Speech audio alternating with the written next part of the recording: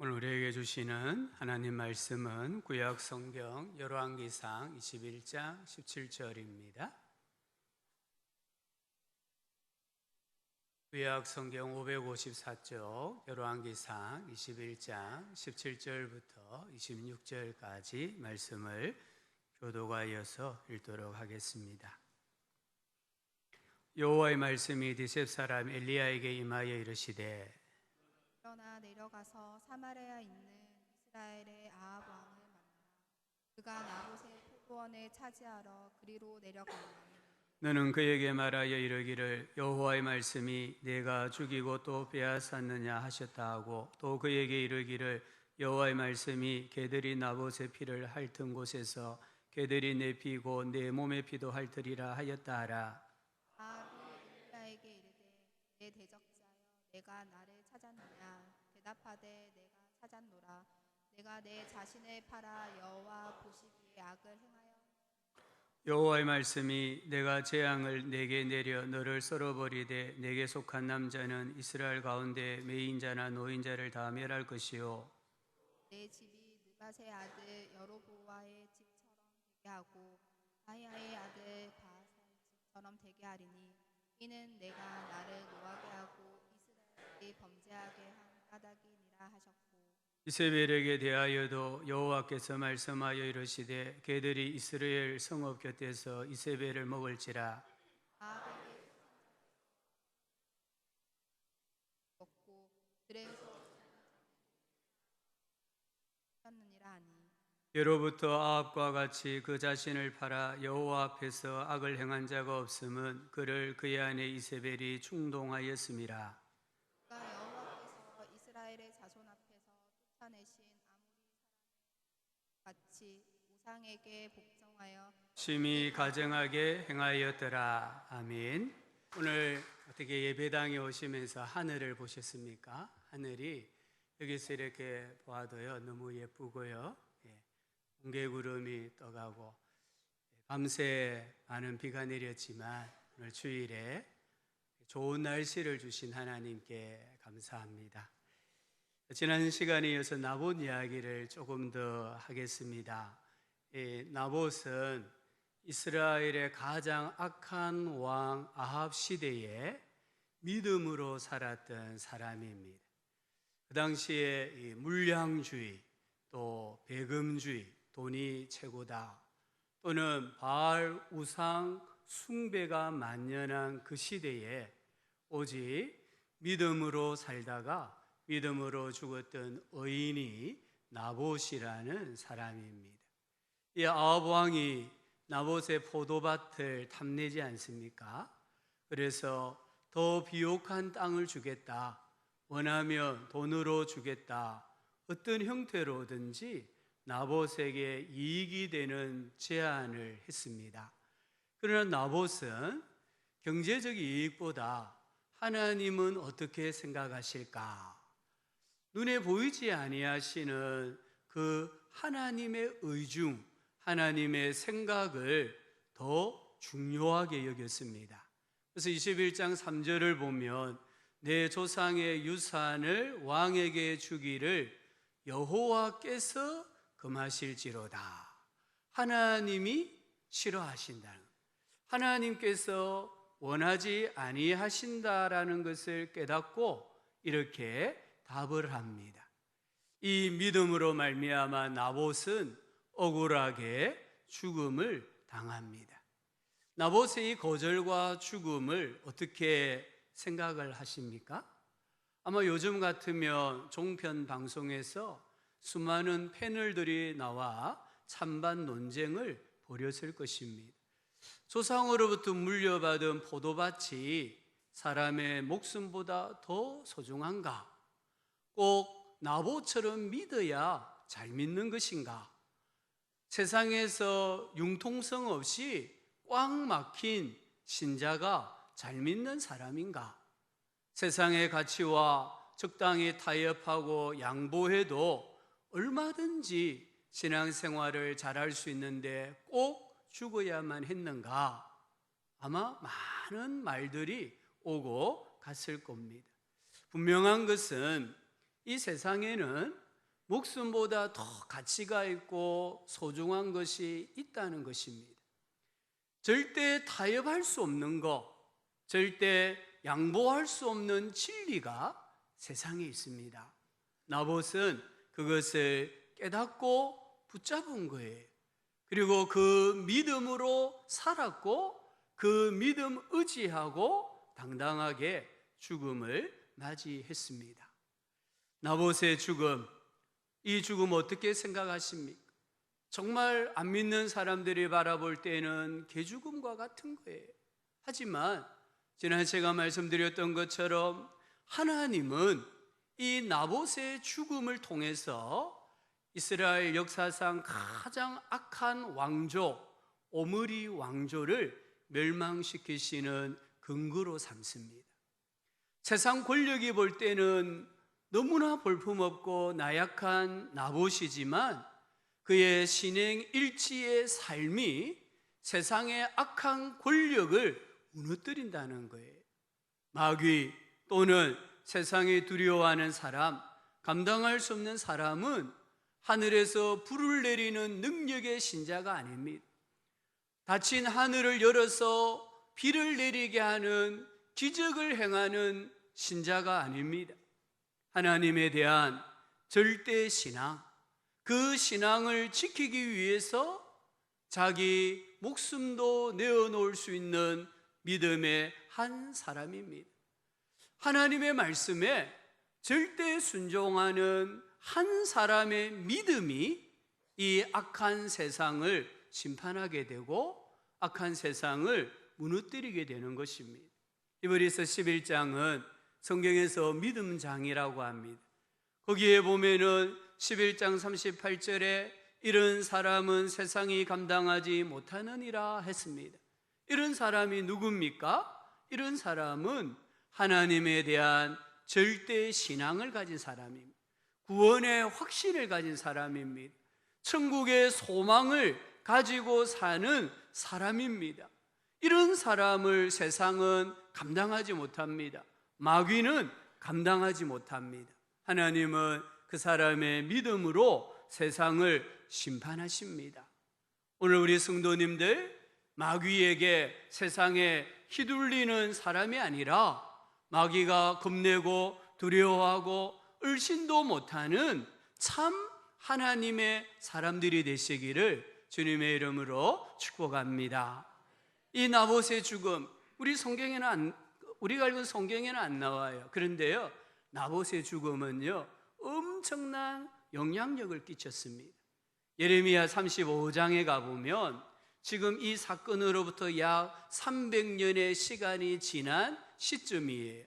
거기 35장에서 하나님께서 선지자 예레미야에게 레갑 사람들을 성전의 방으로 데려다가 포도주를 마시게 하라고 하십니다. 선지자가 포도주가 가득한 종지와 술잔을 놓고 레갑 사람들에게 마시라 권했습니다. 성경에 나오는 권하다 이 말은 소리치다 이 말입니다. 윽박 지르다, 강요하다 이런 뜻입니다. 포도주 한 잔, 포도주 한 병 먹고 마시는 것 사느냐 죽느냐의 문제가 아닙니다. 우리는 술에 좀 예민합니다만은 사실은 이 성경을 읽어보면 술에 대해서 그렇게 많이 말씀하지 않으세요. 한 잔 술, 한 병 술, 그게 신앙생활의 본질이 아닙니다. 이 레갑 사람들은 선지자의 얼굴을 봤어라도 한 잔 할 수 있습니다. 아니 한 병 다 마실 수도 있습니다. 그런데 성경에는 단호하게 거절을 했다고 합니다. 그 이유가 무엇일까요?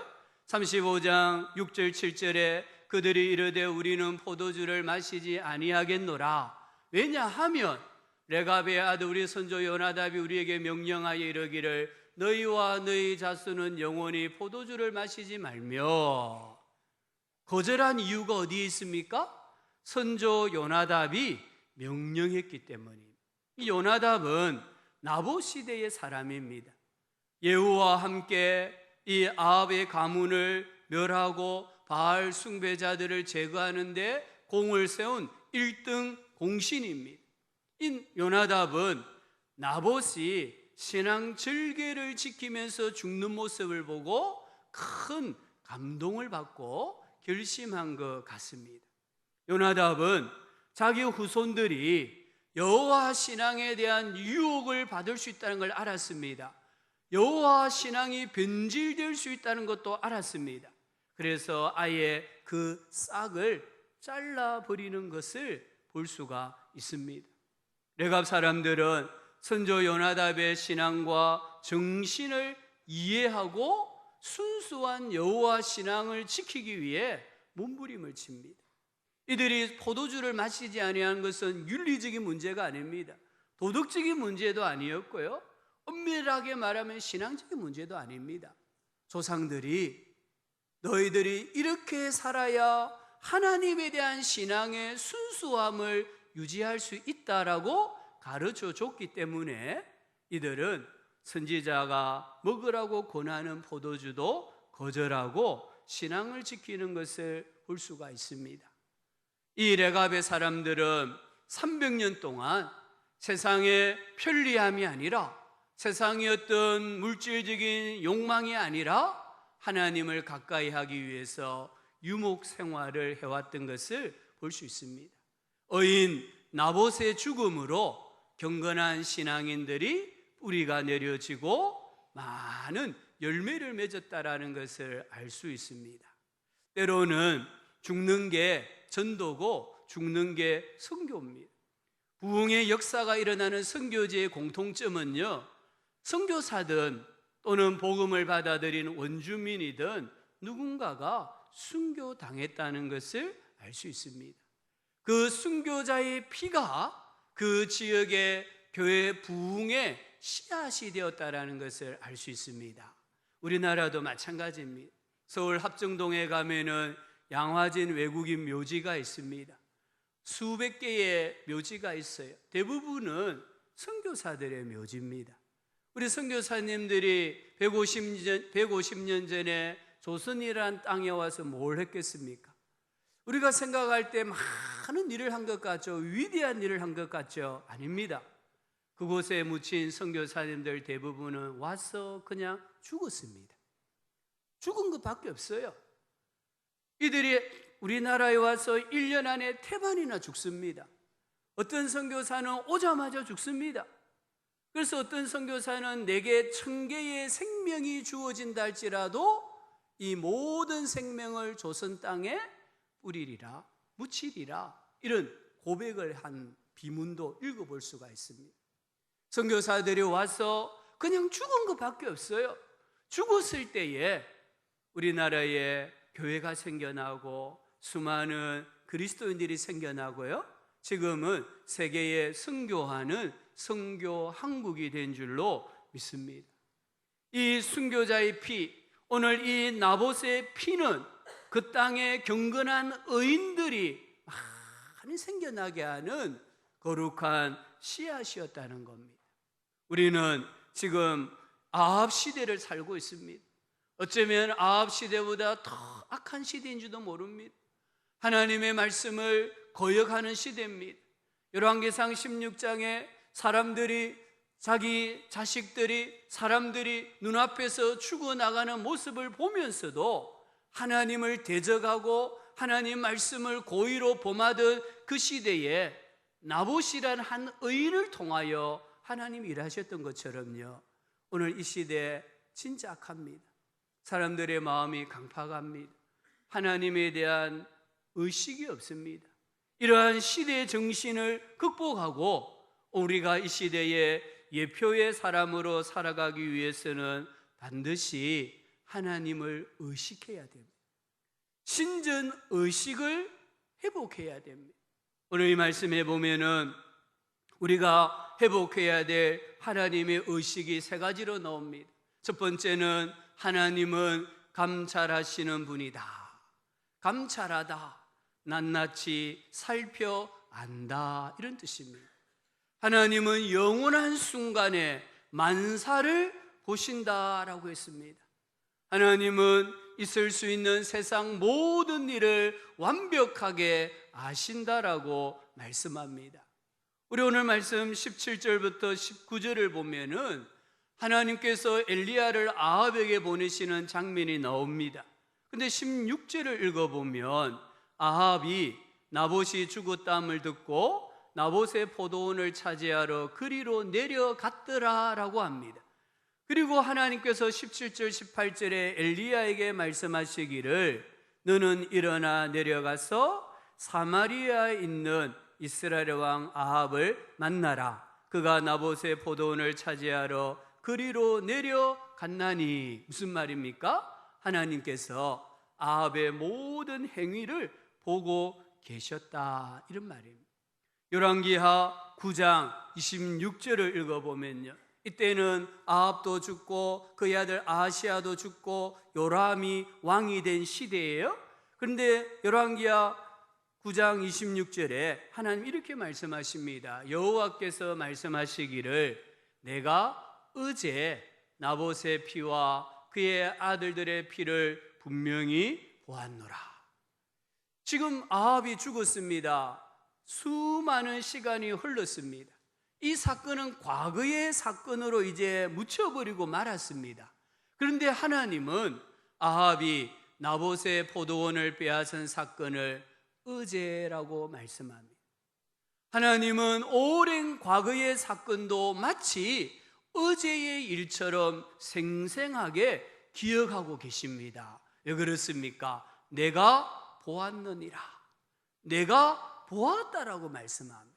하나님은 아합과 이세벨이 거짓 모함과 살인으로 나봇의 포도원을 빼앗는 그 과정을 처음부터 끝까지 보셨다는 거예요.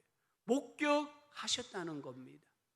반대로 말하면 아합과 이세벨이 어떻게 이렇게 과감하게 하나님의 말씀을 대적하고 악행을 저지를 수가 있었습니까? 하나님이 보고 계신다라는 의식이 없었기 때문입니다.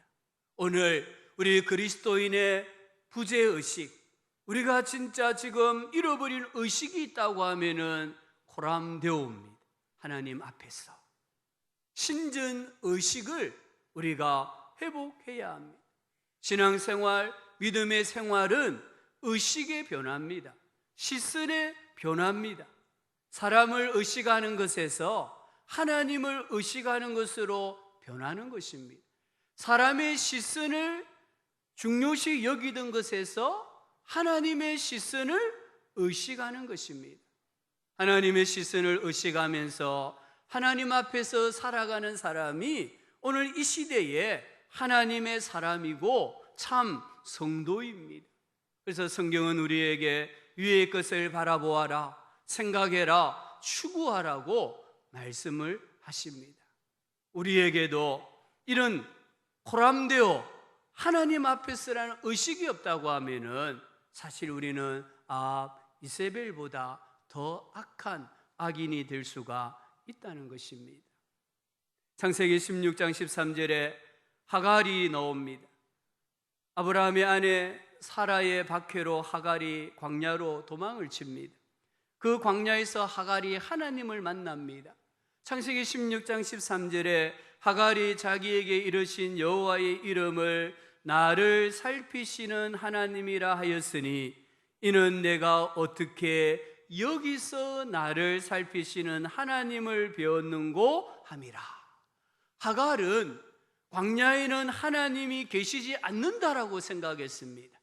지금 자기가 광야에 도망쳐 와서 슬픈 처지 가운데 있는데 하나님은 모르신다라고 생각했습니다. 그런데 거기에 하나님이 계시다라는 거예요. 그것도 나를 살피시는 하나님이 계시더라는 거예요. 그래서 창세기 16장 14절에 이렇게 하갈이 고백을 합니다. 하갈은 자신이 하나님을 만난 셈을 브헬라헤 로이 이렇게 불렀습니다. 뜻은 나를 살피시는 살아계신 이의 우물, 이런 뜻입니다. 하나님은 나를 살피시는 분인데 그분은 살아계시는 분이더라, 이 말입니다. 창세기 28장에는 야곱이 형 에스와 아버지를 속이고 밧단 아람에 있는 외삼촌 라반의 집을 향하여 야반 도주하는 장면이 나옵니다. 해가 졌습니다. 광야에서 베개 삼아 잠을 청했습니다. 밤에 신기한 꿈을 꿉니다. 그리고 꿈에서 깨어나 이 야곱은 이렇게 고백합니다. 야곱이 잠이 깨어 이르되 여호와께서 과연 여기 계시거늘 내가 알지 못하였도다. 야곱은 하나님이 자기 집에만 있는 줄 알았습니다. 아버지 이삭이 섬기는 곳에만 하나님이 있는 줄 알았습니다. 그런데 광야에서 그가 깨달은 가르침이 무엇입니까? 여호와께서 과연 여기 계시거늘, 야곱이 머무는 곳에 하나님이 계시더라는 겁니다. 이 사실을 몰랐을 때 야곱은 두려워했습니다. 공포에 떨어야 했습니다. 미래에 대한 불안으로 어찌할 바를 몰랐습니다. 그러나 하나님이 여기 계시다, 이 믿음이 생겼을 때에 야곱은 담대하게 행동하는 것을 봅니다. 시편 139편 1절부터 3절에 이렇게 시인이 고백합니다. 우리 다 같이 한번 읽어봅시다. 여호와여 주께서 나를 살펴보셨으므로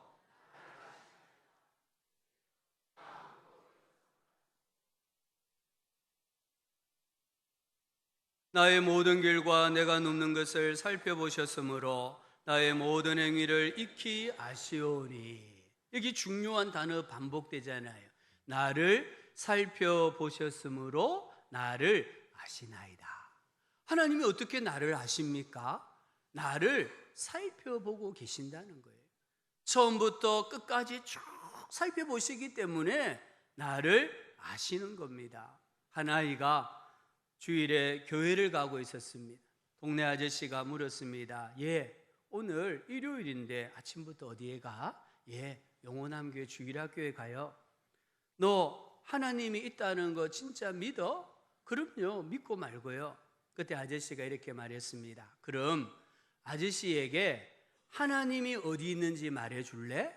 그러면 아저씨가 사과 하나 줄게. 이 아이가 아니요, 아저씨가 하나님이 안 계신 곳을 알려주면 사과 2개 드릴게요. 이 아저씨는 얼굴이 홍당무가 되고 말았대. 하나님이 계신 곳을 알려달라, 참 힘들어요. 그런데 하나님이 안 계신 곳을 알려주는 것은 그건 불가능한 일이에요. 왜요? 하나님은 과연 여기 계시거늘, 그 하나님은 살아계신 하나님이시고 그 하나님은 나를 살피고 계시는 하나님이시다. 이 의식을 우리가 회복해야 합니다. 살아가다 보면 사람들의 시선, 평가, 말, 신경 조금은 써야 합니다. 하지만 그 사람들의 시선이나 평가나 말 때문에 울고 웃는 일은 없어야 합니다. 하나님이 나를 어떻게 평가하실까? 하나님이 보시기에 내 인생은 어떠한가? 이것을 늘 생각해야 돼요. 우리 하나님 앞에서 감추인 것이 드러나지 않을 것이 없고 숨은 것이 알려지지 않을 것이 없습니다. 우리는 언제나 하나님 앞에 서 있습니다. 하나님 앞에서 살아가고 있습니다. 하나님 앞에서 행하고 있습니다. 하나님 앞에서 말하고 있습니다. 이 의식을 우리가 꼭 회복을 하셔야 됩니다. 두 번째는 이 시대를 살아가기 위해서 필요한 하나님에 대한 의식은, 하나님은 심판하시는 분입니다. 오늘 19절에 뭐라고 말합니까? 하나님 말씀하십니다. 내가 죽이고 빼앗았느냐? 그러므로 개들이 나봇의 피를 핥았던 곳에서 개들이 내 피고 내 몸의 피도 핥으리라. 여기 하나님 말씀은 명확합니다. 장소, 개, 피 똑같이 일치합니다. 21절에는 내가 너를 썰어버리겠다고 합니다. 썰어버리다, 불태우다, 이런 뜻입니다. 아합에게 속한 자는 자유자나 노예나 하나님이 다 멸망시킨다고 하셨습니다.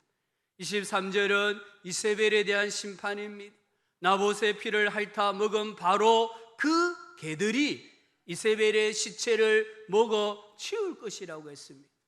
24절에는 아합 가문에 속한 자들, 아합의 일가들은 죽어도 장례를 치르지 못한다라고 말씀하고 있습니다. 우리 22장 37절 38절 한번 가보실래요? 하나님의 예언의 말씀을 따라 아합이 죽습니다.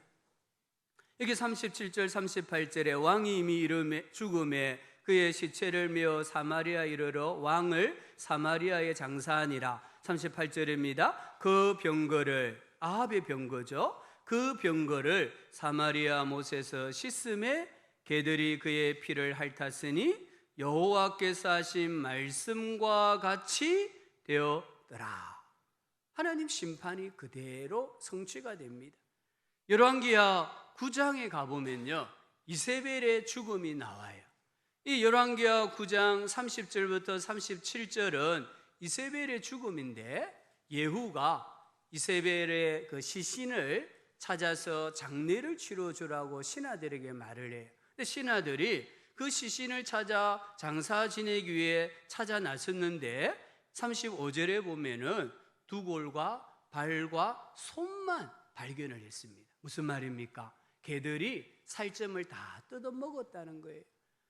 이 손과 발은요, 살점도 많이 없지만 이걸 뜯어먹기가 힘이 든대요. 그래서 개들이 뜯어먹기 힘든 거는 그대로 두고 뜯어먹기 쉬운 살점들은 다 뜯어먹었단 말이에요. 하나님의 말씀대로 이루어지는 것을 볼 수 있습니다. 하나님은 심판하시는 분입니다.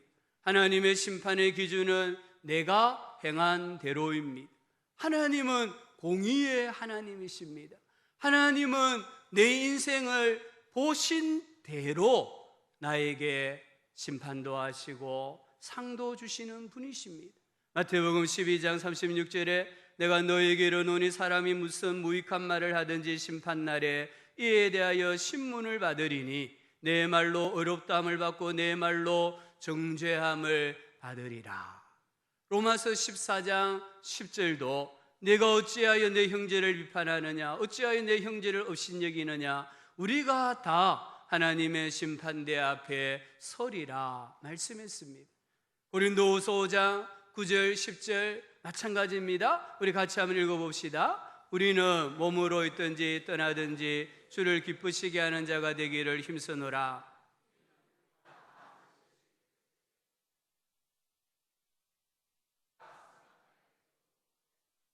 따라 받으려 함이라. 아멘. 여기 분명히 말씀하시잖아요. 각각 선악간에 그 몸으로 행한 것을 따라 받기 위해 그리스도의 심판대 앞에 서야 한다라고 말합니다. 어떤 사람은 아니 내가 80년을 살았는데 내가 태어나서 지금까지 지은 모든 죄, 내 몸으로 행한 선과 악을 하나님께서 어떻게 기억하실까? 이 말씀은 아니야. 이렇게 혹 생각하는 분이 계십니까? 바둑 용어 중에 복기라는 단어가 있대요. 저는 바둑을 모르기 때문에 정확하게는 모르지만 복기 이 말은요, 바둑을 두는 사람 중에 고수는 자기가 두었던 수를 처음부터 다시 반복할 수 있다고 해요. 자기가 놓았던 모든 수의 위치를 정확하게 기억해 가지고 돌을 처음부터 끝까지 놓을 수 있다고 합니다. 그게 고수라고 해요. 하나님은 전지하십니다. 하나님은 전능하십니다. 설마 그 설마가 사람을 잡습니다. 하나님, 예수님의 심판대를 생각하셔야 됩니다. 항상 어디서나 무슨 일, 지금 예배를 드리는 이것도 하나님이 보고 계시는 거예요. 어떤 마음을 가지고 예배 드리느냐, 어떤 태도를 가지고 예배 드리느냐, 하나님 보고 계시는 거예요. 나의 일상생활도 하나님께서 다 보고 계시는 거예요. 그것을 생각하면서 주님을 기쁘시게 해드리는 우리 성도님들 되시기를 주의 이름으로 축복합니다. 하나 더 생각해 보면 오늘 이 시대에 우리가 꼭 회복해야 될 하나님의 의식은, 하나님은 섭리하시는 분이십니다. 하나님께서 아벨과 이세벨 그의 가문을 심판하시는 사건을 보면은 우연과 같은 필연이 나옵니다. 열왕기상 22장은 이스라엘과 유다가 연합하여 아람과 전쟁하는 장면입니다. 전쟁해야 될까 말아야 될까 선지자들에게 물었습니다. 그 중에 미가야 선지자가 22장 17절을 읽어보면 왕은 전쟁에 나가면 죽습니다라고 예언을 합니다. 그러자 22장 30절을 읽어보면 이 이스라엘 왕이 여호사밧에게 말을 합니다. 나는 변장하고 전쟁터로 들어가려 하노니 당신은 왕복을 입으소서 하고 이스라엘의 왕이 변장하고 전쟁터에 들어가니라. 왜 아합이 변장을 합니까? 일반 군사의 옷을 입었습니까?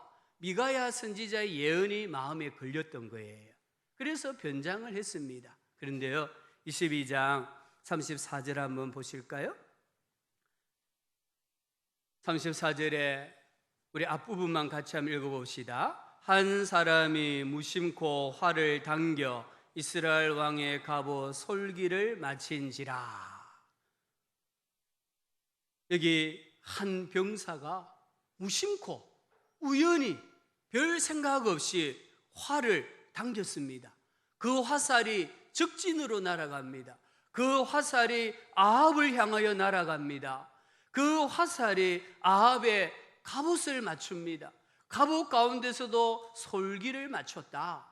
이 갑옷은요, 세 조각을 이렇게 엮어서 만들어요. 세 조각 하나, 그 위에 하나, 또 하나 이렇게.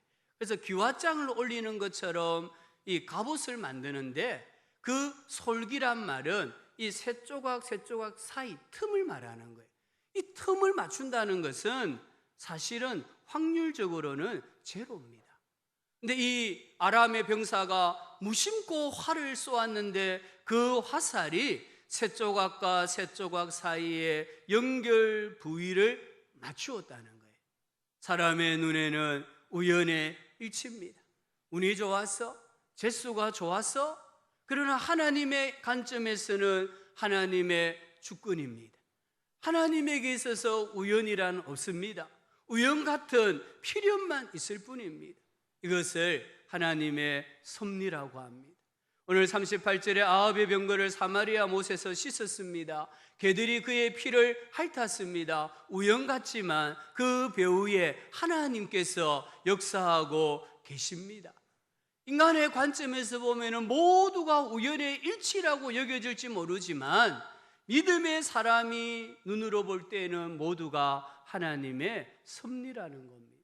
내 삶의 영역에 우연이 있을까요? 우연이란 없습니다. 하나님의 인도하심입니다. 뒤돌아보면 우연 같은 필연만 있을 뿐이었습니다. 우리 그리스도인들은 하나님의 섭리를 믿는 사람들입니다. 우리 성도님들 하나님의 섭리를 믿으시기를 간곡하게 부탁을 드립니다. 인생은 해석이라고 했습니다. 하나님의 섭리를 믿으면 인생의 해석이 달라집니다. 요셉을 보십시오. 요셉은 어렸을 때부터 마음에 아픔이 있었지 않습니까? 형들 때문에, 보디발 때문에, 보디발 아내 때문에, 감옥에서 술 맡은 관원장 때문에 요셉의 인생에는 전부 다 상처고 아픔이고 원한이고 썸불입니다. 근데 세월이 지나서 하나님의 관점으로 자기 인생을 뒤돌아보니까 이 일을 누가 다 하셨느냐? 하나님이라는 것을 깨닫게 되는 거예요. 그리고는 창세기 45장 5절에 당신들이 나를 이곳에 팔았다고 해서 근심하지 마소서, 한탄하지 마소서. 하나님이 생명을 구원하시려고 나를 당신들보다 먼저 보내셨나이다. 하나님이 나를 먼저 보내셨다. 이것을 깨닫는 순간에 요셉의 마음에 있는 모든 원한, 아픔, 상처가 다 녹아내려졌습니다. 그리고 그 마음 아팠던 사건들, 잠 못 이루었던 사건들이 하나로 연결이 되는데, 다 연결되어졌을 때에는 구슬을 꿰맨 보석과 같이 되었다는 거예요. 섭리신앙, 이 섭리신앙은 보이지 않지만 살아계신 전능자 하나님의 손을 의식하면서 사는 삶인 줄 믿습니다. 이 섭리신앙을 가지면요, 우리가 현실을, 내 인생을 신중하고 진지하게 대하게 되어 있습니다. 느끼는 대로, 눈에 보이는 대로, 생각하는 대로 내 인생을 막 살아갈 수가 없다는 것입니다.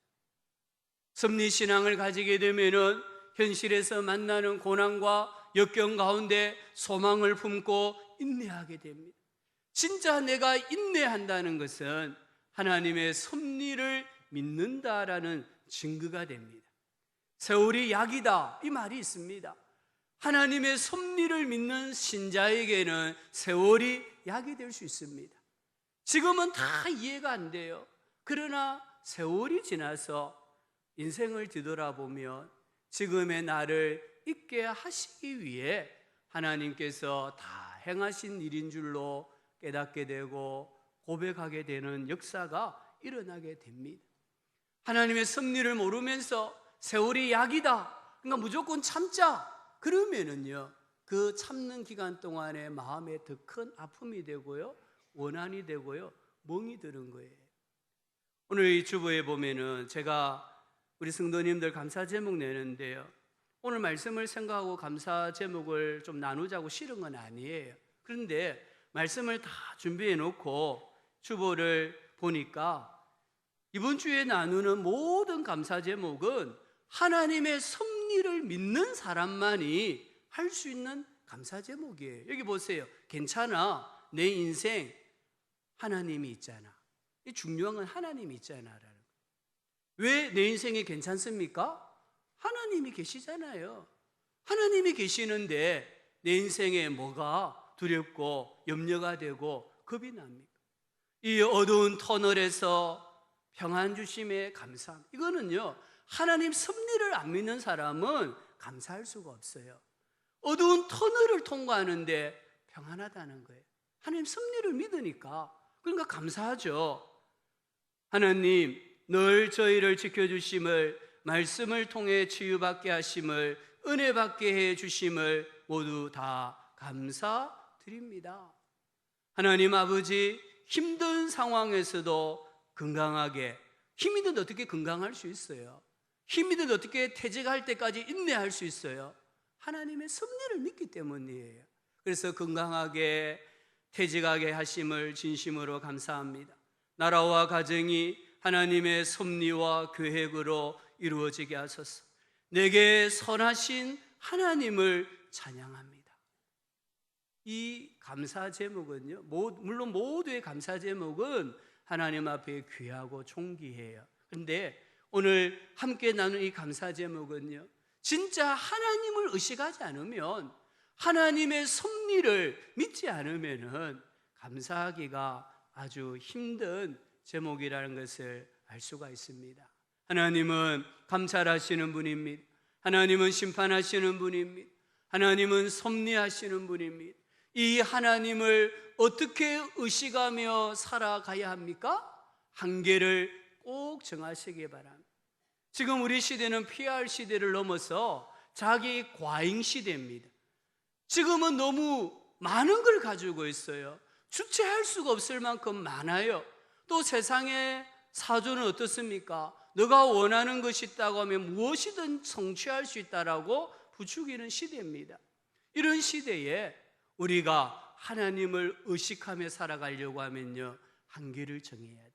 갈라디아서 5장 13절에 형제들아 너희가 자유를 위하여 부르심을 입었으나 그러나 그 자유로 육체의 기회를 삼지 말고 오직 사랑으로 서로 종노릇하라. 자유는 무엇이든지 할 수 있는 게 자유입니다. 그러나 그 자유를 가지고 죄 짓는 데 사용하지 말고 오직 사랑으로 서로 섬겨라, 종노릇하라. 그럴 때에 우리의 자유가 빛이 나는 거예요. 두 번째는 주변 사람들을 살피시기를 바랍니다. 21장 25절에 하나님께서 아합의 인생을 한 줄로 평가하셨습니다. 예로부터 아합과 같이 그 자신을 팔아 여호와 앞에서 악을 행한 자가 없음은 그를 그의 아내 이세벨이 충동하였습니다. 충동하다, 부추기다, 선동하다, 이런 말이에요. 자기 혼자 하면 절대 할 수 없는 일을 하는 것을 말하는 거예요. 아합은요, 성경을 좀 읽어보면 유약한 사람이에요. 아합이 왕이지만 말씀을 알고 있었습니다. 그래서 나봇에게 군사를 보내가지고 포도밭을 빼앗지 않습니다. 합당한 제안을 합니다. 또 21장 끝에 읽어보면 하나님께서 아합의 죄를 책망하셨을 때 아합이 회개합니다. 그런데 이런 아합이 어찌하여서 하나님의 말씀을 고의로 대적하고 하나님의 사람을 박해하고 정말 좀 도에 지나치게 악행을 저지르는가? 하나님 말씀하시기를 그의 아내 이세벨이 충동하였다. 이세벨이 없었다고 하면은 이렇게까지 망가지지 않았다는 거예요. 오늘 우리 꼭 기억해야 됩니다. 우리가 숨쉬고 마시는 공기에도 독성이 있다고 하잖아요. 우리가 먹는 음식에도 독소가 있다고 하잖아요. 사람도요, 독소가 들어있는 사람이 있습니다. 이런 사람을 유독성 인간들이라고 부릅니다. 어떤 사람입니까? 매사가 부정적인 사람입니다. 끝없이 불평하는 사람입니다. 언제나 비난할 대상을 찾는 사람입니다. 늘 자기 견해가 옳고 자기가 제일 똑똑하다고 합니다.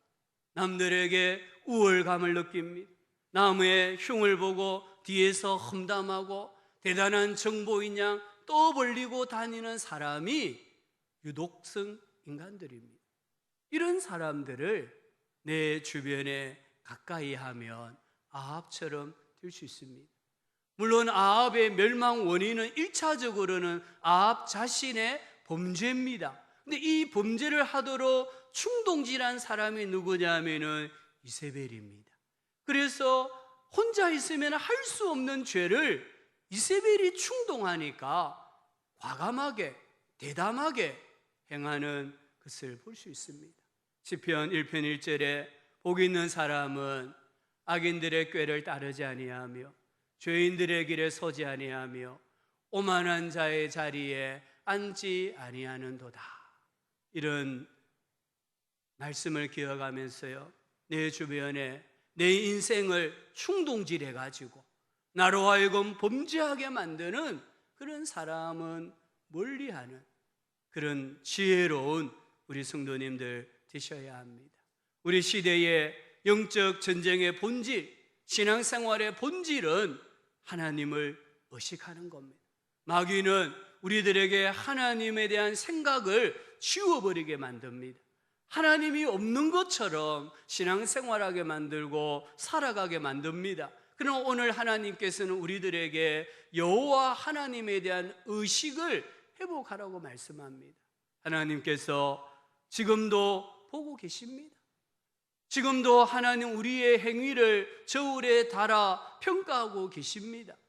하나님은 지금도 내 인생을 인도하고 계십니다. 이 하나님에 대한 의식을 회복할 때에 오늘 이 물량주의, 배금주의, 우상 숭배가 만연한 이 시대에 여호와 신앙을 끝까지 순수하게 지키고 하나님의 사람으로 살아가는 능력이 위로부터 주어지는 줄 믿습니다.